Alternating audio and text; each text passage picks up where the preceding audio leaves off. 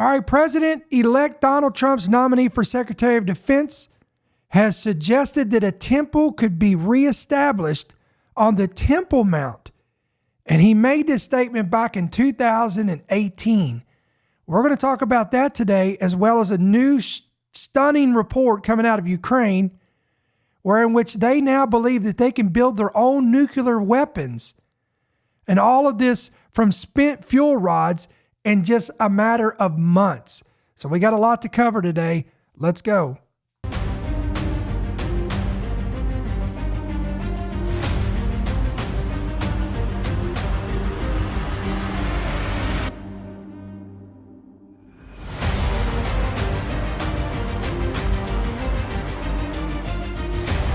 The following program is brought to you by friends and partners of End Time Headlines. All right, good afternoon, everybody. This is End Time Headlines, and this is our Prophecy Viewpoint segment. We welcome you this afternoon.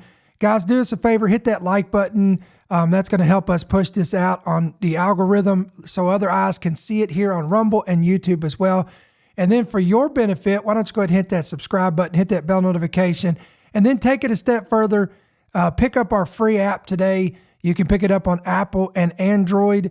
Just go to your Play Store, look for the official ETH logo, type in, again, you could just type in our End Time Headlines, you'll find it, download the app, and then you're going to be covered. You're going to have every headline, every breaking news alert, every podcast, everything's going to be right at your fingertips. So as we told you at the introduction of this, guys, this is a very stunning report that we want to cover. As you know, we've been talking about this over this past week, that we new reports have indicated at least one rabbi we know of. I'm pretty sure there's going to be more that's going to surface, but at least we at least know that one rabbi is indicating that Donald Trump could be instrumental in building or constructing the third temple coming in Jerusalem. Again, if you did not catch that podcast, I want to encourage you to go to our archives here on YouTube. You can go to our website. All of that's under podcast. You can find it there. Go look at it through our archives and watch that podcast on this rabbi, in which he says that Donald Trump could be the Cyrus of our day, just like the Cyrus was. Cyrus in the Bible is instrumental in the construction of the second temple. Then this modern day Cyrus, aka Donald Trump, could be instrumental in constructing a third temple in Jerusalem. And we know the prophetic significance of that. And I want to rehash all that.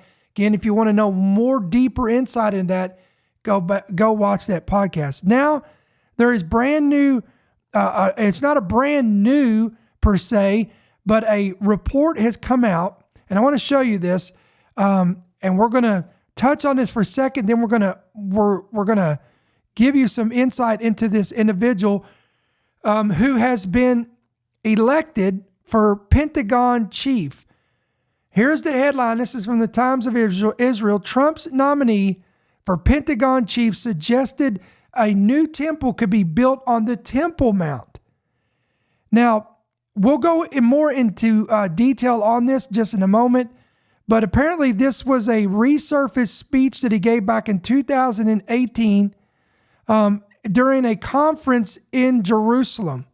Okay. I don't want to show you the video just for the simple fact that I don't want to risk getting a copyright strike, because it is it's an international news source or site, and YouTube gets a little bit weird and tricky about that. If you try to share stuff from them, a lot of times they'll just take it down altogether, or they'll strike it. But we're going to give you the details of that. But I want to show you this man who has been chosen to be Trump's Secretary of Defense has caused massive tidal waves through the mainstream media, and the liberals are losing their minds. All right, let's get into this report first. Trump's nominee for Pentagon chief suggested new temple could be built on Temple Mount. President-elect Donald Trump's nominee for Secretary of Defense, Pete Hegseth, suggested that a temple could be reestablished on the Temple Mount in a resurfaced speech he gave back in 2018 at the Arutz Sheva conference in Jerusalem. Quote, "There's no reason why the miracle of the reestablishment of the temple on the Temple Mount is not possible. Wow. Let me read that again. Quote, there's no reason why the miracle of the reestablishment of the temple on the Temple Mount is not possible. Quote, I don't know how it would happen. You don't know how it would happen, but I know that it, quote, could happen. All right, Hegseth also appeared to endorse annexing Israeli settlements, and effort backers of the effort often described as, quote, applying Israeli sovereignty to Judea and Samaria. Now remember, this is this whole area that we talked about in one of our recent podcasts, that we said all the trouble would surface from that area. This is the West Bank area. This is where this whole conflict with the Palestinians has risen from. Quote, using the biblical names for, again, the West Bank. A step in that process, a step in every process, is a recognition that facts and activities on the ground truly matter. Quote, that's why going and visiting Judea and Samaria and understanding that sovereignty, the very sovereignty of of Israeli soil, Israeli cities, locations, is a critical next step to showing the world that this is the land for Jews and the land of Israel. Again, this was a statement by Hegseth. He also rejected the two-state solution to the Israeli-Palestinian conflict, saying that, quote, if you walk the ground today, you understand that there is no such as the outcome of a two-state solution. There is, quote, one state. So this guy is very pro-Israel. Again, guys, we have to understand this is why the rabbis in Israel loved the Trump administration. They loved Donald Trump. They called him the greatest friend that Israel has ever had. Now, let's stop for a second and reevaluate this. So now you have these rabbis that are indicating that Donald Trump could be instrumental in help going forward in the construction of a third temple in Jerusalem.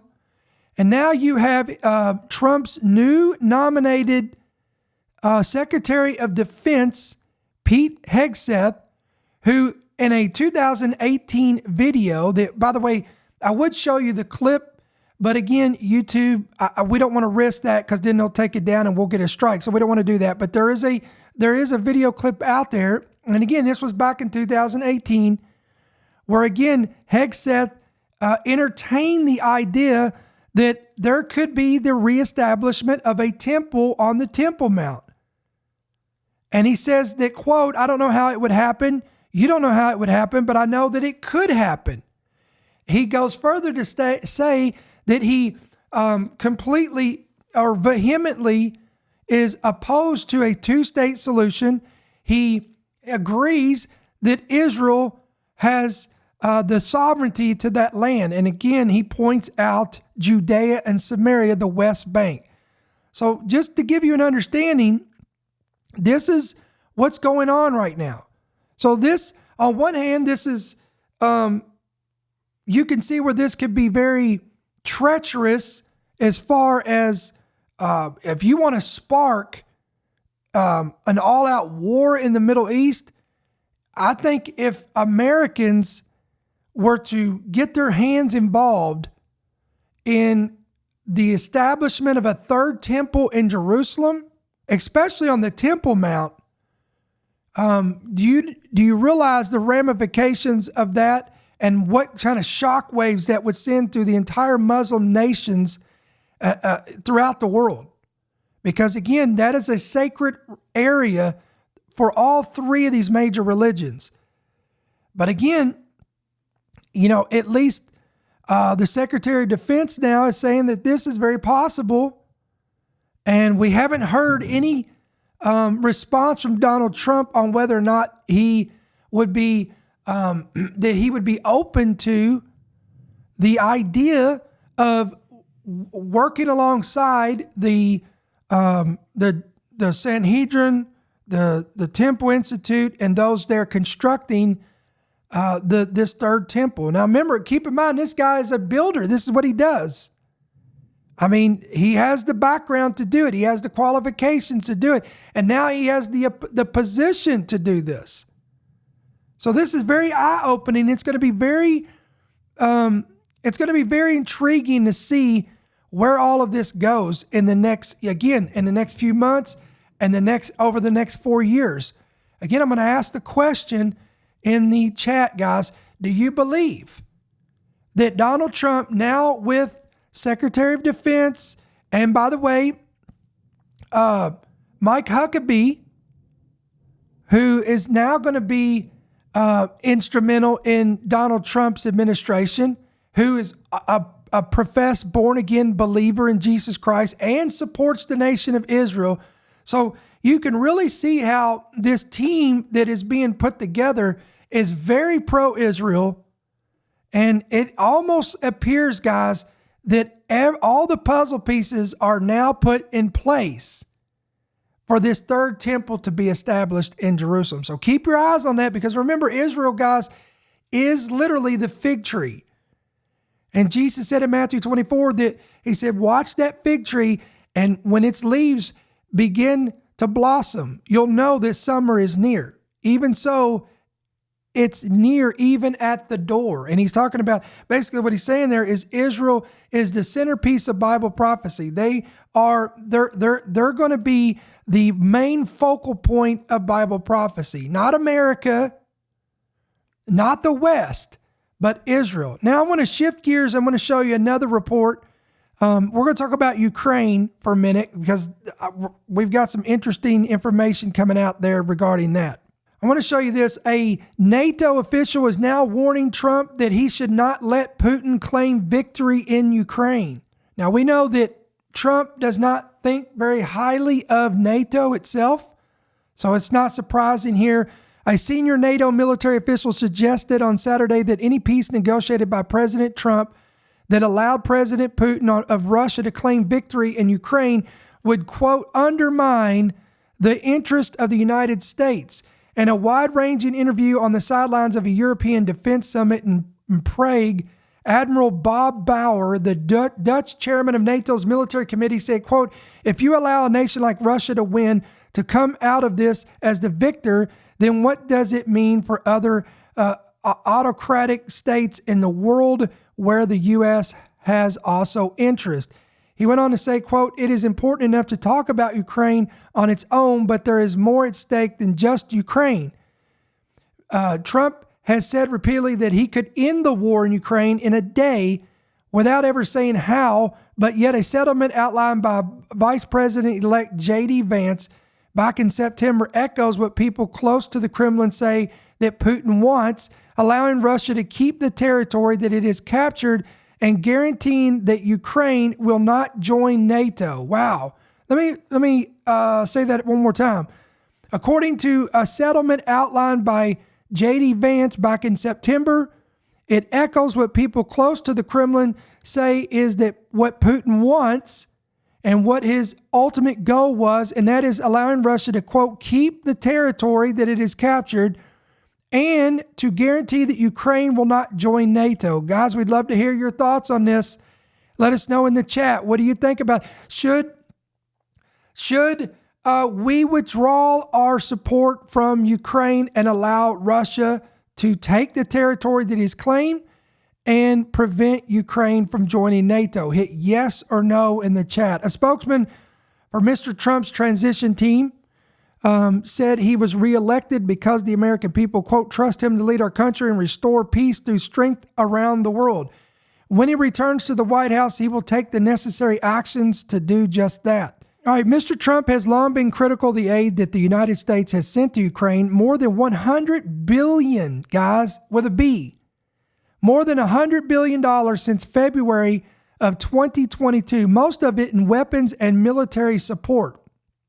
In a podcast last month, blamed President Zelensky for Russia's invasion that started a war the president-elect described as a loser. Admiral Bauer would not discuss the proposals that the incoming Trump administration has floated, saying he wanted to wait and see what the former president would do upon his return. Quote, I think that it is also important not to jump to conclusions based on what he has said so far. All right, now I want to move to a stunning revelation that's coming out. This is a new report This comes from Breitbart. Other sources have indicated this as well. Listen to this. Ukraine believes it can build its own nuclear bombs from spent fuel rods in a matter of months. Wow. Now, guys, this is a chilling report because this literally is a game changer. Ukraine has resources and expertise to indigenously produce a large quantity of nuclear weapons at short notice if it was forced to do so. A briefing document meant for top government figures allegedly says, a report states. A briefing produced the Ukrainian Defense Ministry allegedly explaining to policymakers that the country could rapidly, look at this, rapidly develop rudimentary nuclear bombs from spent fuel rods and long-range ballistic missiles to, quote, carry them states. This could be achieved in just months. I want to say that one more time. A new briefing from the Ukrainian Defense Ministry surfaced where they explained to policymakers that Ukraine can now, quote, rapidly develop rudimentary nuclear bombs from, quote, spent fuel rods and long-range ballistic missiles in order to carry them states. This could be achieved in a matter of months. Guys, what do you think about this report? What could possibly go wrong with this? Wow. Claimed as an exclusive by the Times of London, the document is presented by the newspaper as illustrating a potential backstop for the country to defend itself from the Russian Federation if the U.S. under Trump withdrew military support. So this is a little bit terrifying as well. So basically what they're saying here, this is going to be their plan B in the event that Trump pulls support from Ukraine. These guys are saying, well, if Trump pulls support from Ukraine, from us, we're going to go ahead and manufacture our own nuclear bombs. Wow, what could possibly go wrong? President Trump has made clear he wishes to bring peace to Europe quickly, but has not revealed how. Many of the options open to him do not align with the official Kyiv policy, as the only acceptable end to the war being total victory over Russia. All right, let's read on a little bit here. The paper cites key lines from the report written for the Ukraine government's Center for Army Conversion and Disarmament Studies by a senior leader at the National Institute for Strategic Studies, also a government think tank, both of which work in an official capacity advising the presidency of Ukraine. It allegedly notes that, quote, creating a single atomic bomb, as the U.S. did within the framework of the Manhattan Project, would not be a difficult task 80 years later.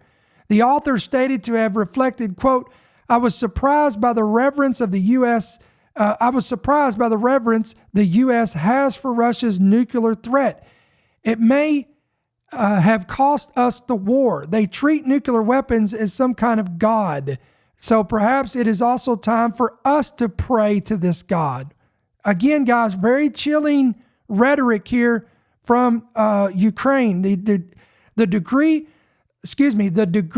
to which the briefing was solely meant for the illumination of top Ukrainian cabinet ministers, given the dissemination of key paragraphs and a widely read English newspaper, or is it partly intended as veiled threat to both Moscow and Russia and Washington, D.C., is naturally hard to immediately assertion.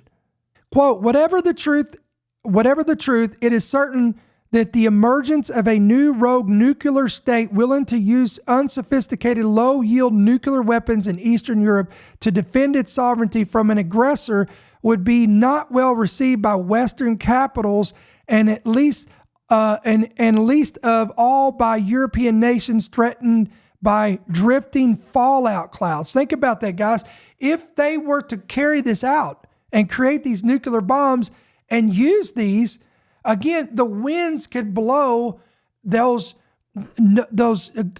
clouds, the nuclear clouds, the radiation, everything could be drifting into these other countries. This is what they're talking about here. On the technical aspect of producing the devices, the report states that Ukraine has access to a large quantity of spent fuel rods from its fleet of operating nuclear power plants, enough to produce, quote, several hundred weapons. Although this material wouldn't be considered suitable for modern nuclear weapons by regular nuclear states, it is said to be good enough, look at this, to produce a comparatively low-yield basic device. The briefing reported to say this would be an implosion type as used in the first ever nuclear explosion, Trinity, and the Nagasaki bomb, Fat Man, where a plutonium core surrounded by a sphere of simultaneously ignited regular explosives compresses the material to achieve fusion. The quality of plutonium from the spent rods would make a device considerably less powerful than a Nagasaki weapon, but one powerful enough to one-shoot an air base or town. Again, very stunning report here, guys. The report allegedly stated, quote, the weight of Rector plutonium available to Ukraine can be estimated at 7 tons. A significant nuclear weapons arsenal would require much less material. The amount of material is sufficient for hundreds of warheads with a tactical yield of several kilotons. That would be enough to destroy an entire Russian air base or concentrated military, industrial, or logistics installations. The exact nuclear yield would be, quote, unpredictable. All right, let's read on. As for delivery, the National Institute for Strategic Studies director is reported by the Times to have said, quote, in 6 months, Ukraine will be able to show that it has a, quote, long-range ballistic missile capability. We will have missiles with a range of 1,000 kilometers. 1,000 kilometers is around 600 miles, and Moscow is approximately 300 miles from the closest Ukrainian territory. All right, so we got to do a quick recap on this. I know this is a lot. Maybe your head's spinning.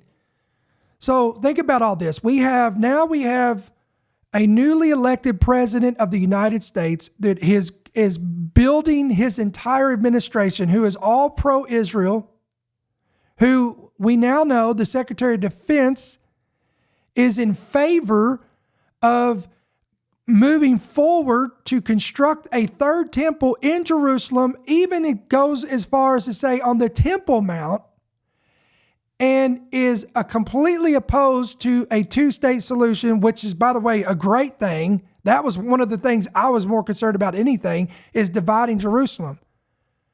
So again, so you have this going. Again, the rabbis, they're already all on board with Trump constructing this, or at least getting his hands in on the construction of this third temple.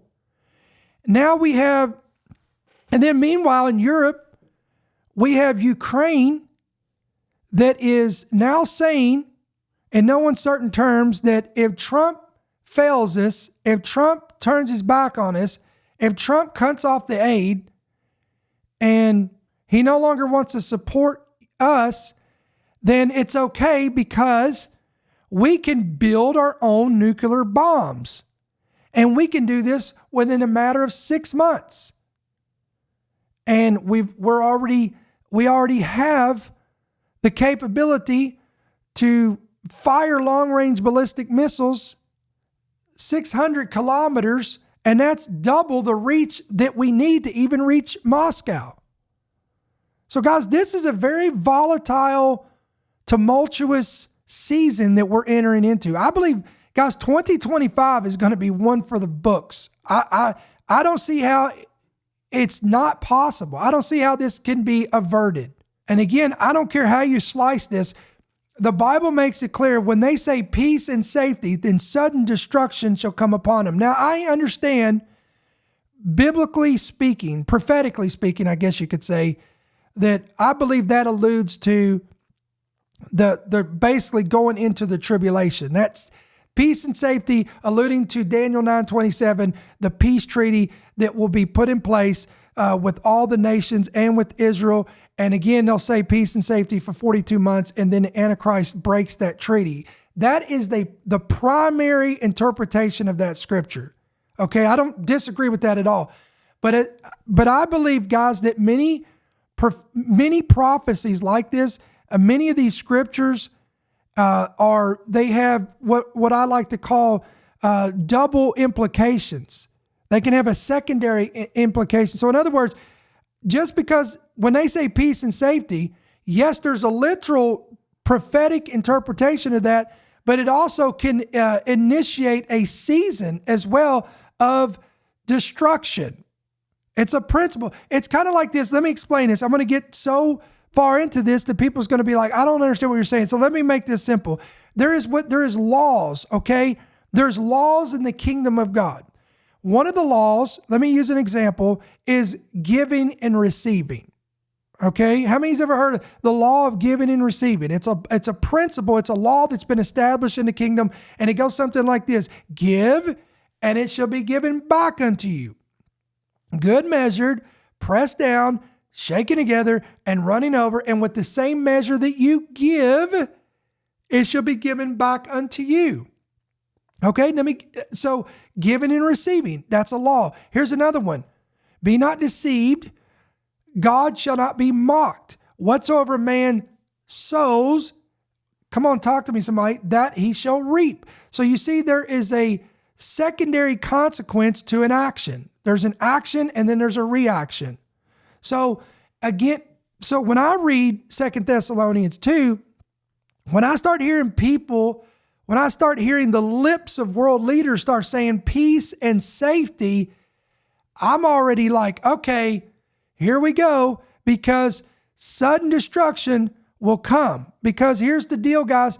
There will never be a long-lasting, solid peace in the earth until it comes from the King of Kings and the Lord of Lords. And that's only going to come when he comes back, come on, and splits that eastern sky. He calls the ecclesia, the church, home in a moment, in a twinkling of an eye, 1 Thessalonians chapter 4, verses 16 through 17. And then then he comes back with the church, Jude, the book of Jude says, with 10,000s of his saints to set up his kingdom and execute judgment. It is only then and then only will there be true lasting peace. Okay? So all of these talks, they can throw all this out there they want, but those of us who have eyes to see, ears to hear, we understand what's going on. We know undoubtedly that this is all setting the stage, guys, for major prophetic events to accelerate. So listen, again, as always, guys, we'd love to hear your thoughts in the comments, in the chat, on Rumble. Again, endtimeheadlines.org, endtimeheadlines.com. Right there on your screen, that's going to be our app. If you haven't downloaded today, I want to encourage you to download it today. Get it today on Apple or Android. Hit yes to push notifications, and you're going to be squared away. Every headline, every podcast, everything right there. And of course, guys, if you've not prayed about becoming a monthly partner, you can do that today 2 different ways. You can give electronically through the app. You can go to the website. You can go right there on YouTube at the top in the comment section. It's pinned and it says support in big bold letters. You can click on that link. You can give that way, or you can give by check or money order, and you can make it out to End Time Headlines, P.O. Box 1391, Monroe, Georgia, 30655. So guys, before you check out, let me talk to you for a second. Number one, we'll be back tonight, 7 p.m. Central, 8 p.m. Eastern. We have noticed since we started doing these 2 p.m. Eastern broadcasts that we're getting a large group of people at 2 p.m. And in fact, it's been larger than our 8 p.m. crowds. So what I want to do is I feel led to, just like we started implementing our Monday night prayer meetings at 7 p.m. Central, 8 p.m. Eastern, and these are changes to our ministry. And then we started adding the 2 p.m. Eastern broadcast throughout the week, and we're going to make another shift here. Now, here's what we're going to do. So tonight we'll be back 8 p.m., but this is going to be, I'm going to designate our 8 p.m. Eastern slot. So all of you guys who watch this, equipping, teaching, and preaching. Let me say that again. equipping, teaching, and preaching. If you like that arm of our ministry, you're going to love our 7 p.m. Central, 8 p.m. Eastern slot, because I'm going to designate that slot to that. So tonight, we're going to come back.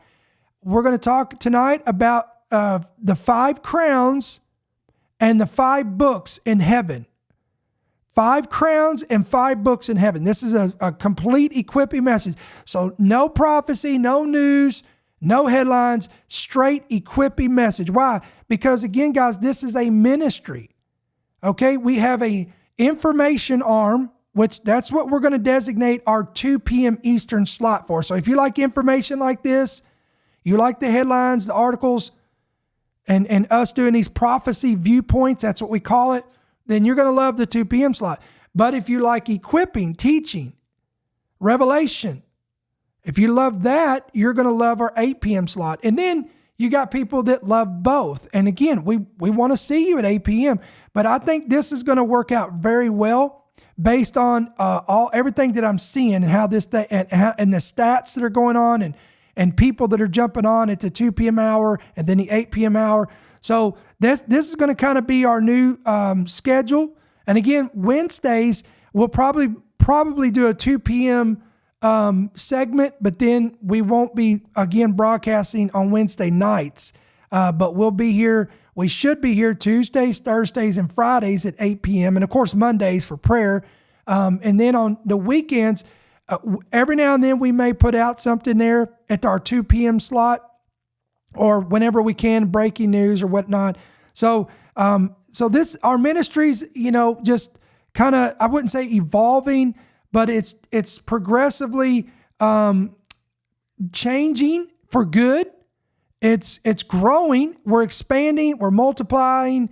We're increasing our borders. Our partner base is growing. So these are all great things, and we're very blessed to do that. So we want to be able to transform our ministry to where it's the most effective and equipping for the saints. So we love you guys. We appreciate you. Again, we're looking forward to seeing you guys back here tonight at 7 p.m. Central, 8 p.m. Eastern. We'll see you then. Thank you for listening to the End Time Headlines podcast. We pray that you've been blessed and equipped by today's message. For more information about how you can help partner with our ministry, please visit endtimeheadlines.org.